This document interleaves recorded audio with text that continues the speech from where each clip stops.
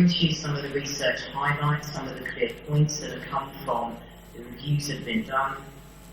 I am a clinician here on your group of speakers today. I've brought with me some clinical knowledge from my area of working in developmental trauma, abuse involving families, and look at some of the risk areas and areas for service development as more and more families embrace SGO as a concept for them and their family. We need to be flexible in thinking about how we can overcome the challenges that lie ahead.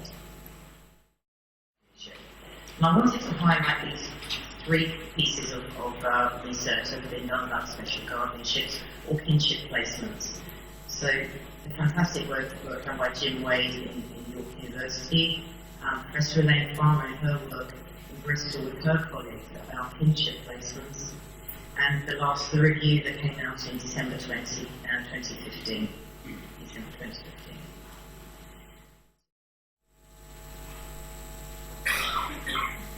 But it doesn't always go right.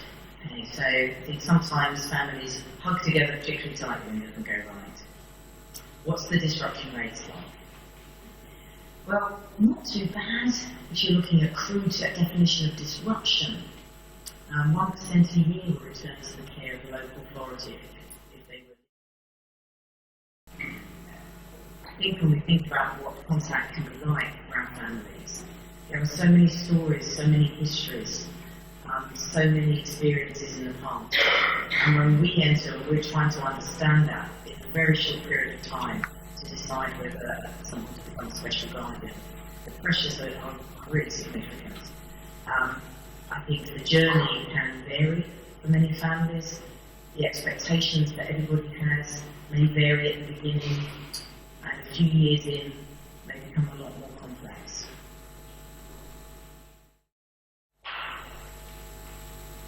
And there is help.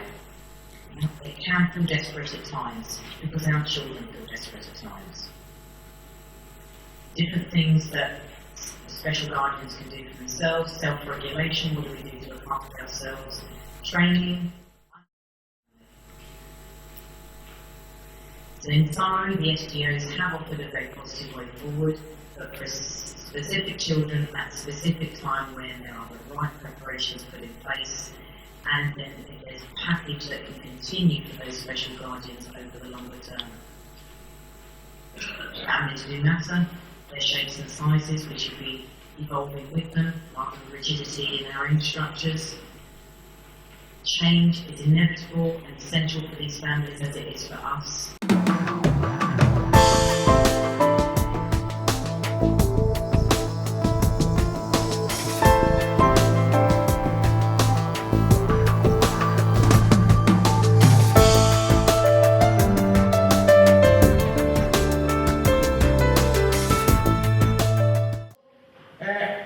To everything there is a season, and the present season now seems to be, should we be placing with family and friends in quite the same way? Well, certainly, obviously, there's been this soaring number of orders, and the total number of SGOs granted has close to doubled since 2010, when 1,708 orders were made, an increase of 97.8%.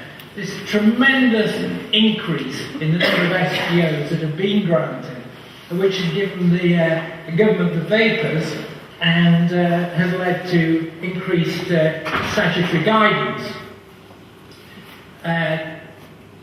Other people have been expressing concern about foster care as being pressurised into applying for special guardianship orders, and I put there anecdotal evidences that local authorities are funding relatives to apply for SGOs. I was involved in the case as well.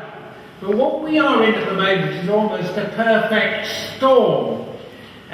The adoption numbers increased by 50% between 2010 and 2014, but the Department of Education figures show that placement orders fell by 24% in the year to March 2015. And clearly, a combination of Sir Martin Neri and the government has led to a considerable amount of angst about the fall in adoption. And there's also a fall in the number of people to be adoptive parents. But this occurs in the climate where the number of children in care rose to 69,540 in the year 2015, an increase of 6% on the 2011 figures. So we can argue about what type of order, but the reality is, again, that the fostering network will say that, and I just checked the figures today as I came down to this meeting, is that the fostering network say that there is a shortage of 8,370 foster carers. Is that it is difficult sometimes for people to grasp that their daughter, their child, might have behaved in this way. But it's too often seen as being having an inability to work with social services. And when it comes to assessing grandparents, it seems to me that at times assessors don't have ringing in their ears the words of Lord Templeman in the EKD: the best person to bring up a child is a natural parent. It matters not whether the parent is wise or foolish, rich or poor, educated or illiterate, provided the children's moral and physical health are not in danger. Well, move that across and say, auntie, granny, is that the same criteria? Headley's words, which I've written down for you, but you will know full well that society must be willing to tolerate very diverse standards of parenting, including the eccentric, the barely adequate, and the inconsistent. When you do an assessment of family and friends carers, to what extent are you prepared to put up with the eccentric, the barely adequate, and the inconsistent, which seems to encompass many of the people I actually happen to represent? Because that's the people who are coming forward. And why is it that these people are coming forward? Because actually that's what society is like.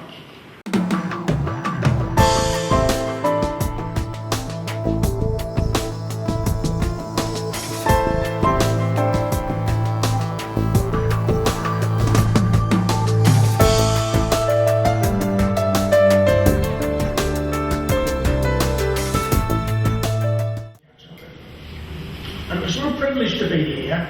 I attended last year, and it was probably one of the most informative conferences I've been to in the whole year.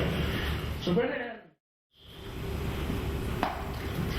that point, the profile of children on an SGO under the age of 5, similar to those who were adoption of the plan.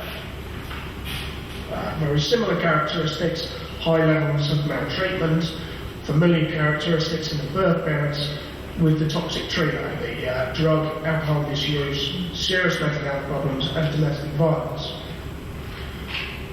It's nothing surprising. The DfE made findings. We're only taking out the headlines from this. 71% said that legislation, regulations, and statutory guidance related to special guardianship needed to be changed. And that's a huge vote. But there's elements within these that a lot of people struggle with. Do we blame finance? These are already quite often low-income families. Of course, this is going to be